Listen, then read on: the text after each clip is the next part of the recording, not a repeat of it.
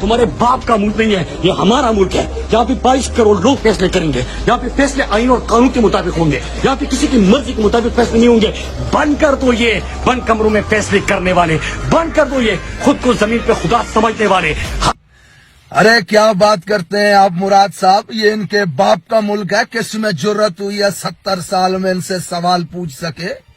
1971 में शेख मुजीबुर रहमान जो 160 नशिस्तें जीत चुका था बंद कमरों के फैसलों में, उसके ऊपर रेड लाइन लगा दी गई और सिर्फ 80 सीटें जीतने वाले भुट्टो को वजीर आजम बनाने की जिद में इस मुल्क को 2 लख्त कर दिया गया। दुनिया ने देखा वो दर्दनाक मंजर जब पाकिस्तान का परचम लहराता हुआ बंगालियों के कदमों पे गिरा और फिर बंगालियों का परचम हवा में बुलंद हुआ।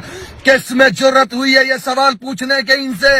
अरे बंद कमरों के फैसले ही तो हैं। आज 70 साल गुजर चुके हैं इस मुल्क में, आज भी हम 10 अरब की भीख मांगने दुनिया के सामने मुंह ठिठाते फिर रहे हैं। हमारे पड़ोस में एक शख्स 150 अरब डॉलर का मालिक बन चुका हुआ है, जबकि हम 22 करोड़ के लिए 10 अरब डॉलर की भीख लाते हुए लोगों को इसे सफारती कामयाबी कहते हैं। ये बंद कमरों के फैसले ही तो थे जो हमारे ऊपर मुसल्लत किए गए। ये इनके बाप का मुल्क था। इधर आओ नौजवानों, मैं सुनाता हूं तुम्हें 1996 का वो वाकया जब 2 बहनों ने ये ऐलान किया था कि हमारे खानदान के, हमारे शोहर, हमारे भाइयों के 9 अफराद के कातिल मेजर अरशद जमील की सजाए मौत को रोका गया तो हम अदालत के सामने खुद को आग लगा देंगे।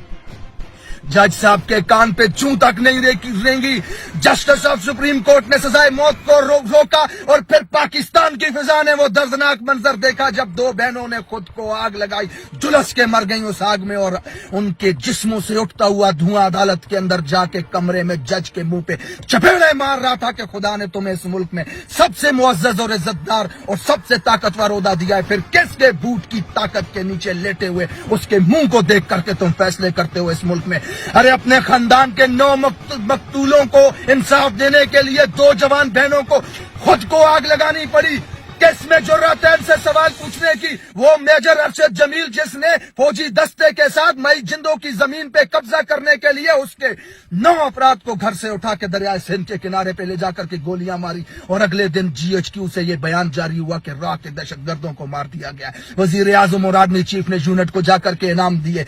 ये तो बाद में सहाफियों की तहकीकात से पता चला कि मेजर अरशद जमील वडेरे के साथ मिलकर मई जिंदों की जमीन पे कब्जा करने के लिए उसके घर के अफराद को अगवा करके के जाके कत्ल करता है। अरे कौन है इस मुल्क में इनसे सवाल पूछने वाला? आज 80,000 लोग मरवा दिए दहशतगर्दी में, ड्रोन हमलों में, बम धमाकों में, गोलियों में। किसने पूछा आज तक इनसे सवाल? आज जिस कब्रिस्तान में जाएं आप, वहां पे 50 कब्रों के ऊपर पाकिस्तान का झंडा लहराता हुआ आपको नजर आएगा। मर रहे हैं फौजी रोज दहशतगर्दी में। आज तक एक जमीन पे हमने कब्जा नहीं किया, किसी मुल्क में जाके बमबारी नहीं की, किसी के साथ हालत जंग में नहीं है हम, फिर भी हमारे लोग दहशतगर्दी में मर रहे हैं। किस में जरूरत है सवाल पूछने की इनसे?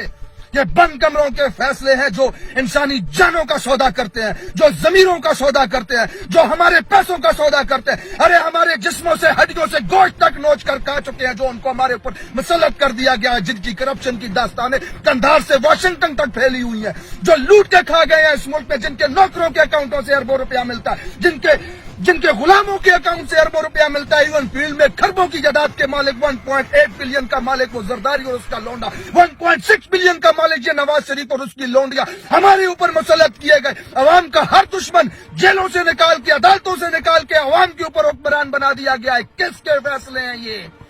कौन जा सकता है इनके खिलाफ? आज 22 करोड़ अवाम अगर इमरान खान को मोहसिन समझती है, अगर उन्हें लगता है कि यह शख्स हमें भूख से निकाल सकता है, उन्हें लगता है कि यह शख्स हमें गुर्बत से निकाल सकता है, उन्हें लगता है कि यह शख्स हमें बैनुल अक़वामी दुनिया में इज्जत दिला सकता है, उन्हें लगता है कि यह शख्स हमें गुलामी से आजाद करवा सकता है, तो करने दो अवाम को अपनी मर्जी का फैसला। मत करो हमारे ऊपर मुसल्लत अपने फैसलों को।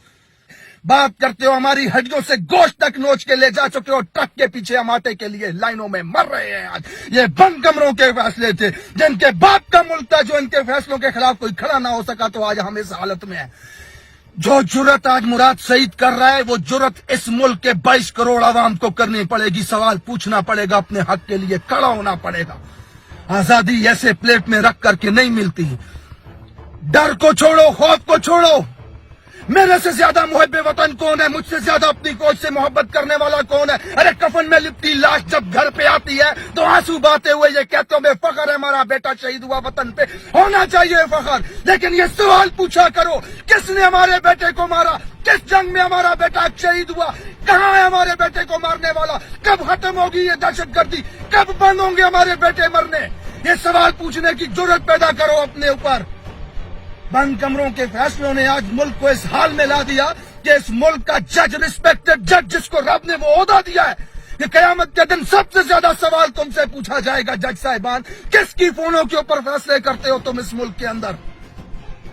اگر اس ملک کے نظام کو بدلنا چاہتے ہو، اپنے آنے والی نسلوں کے مستقبل کو بدلنا چاہتے ہو تو کھڑے ہو کر کے سوال پوچھو گے، بند کمروں میں کیے گئے فیصلوں کو مسترد کرو، اپنے فیصلے خود کرو اس ملک کے اندر۔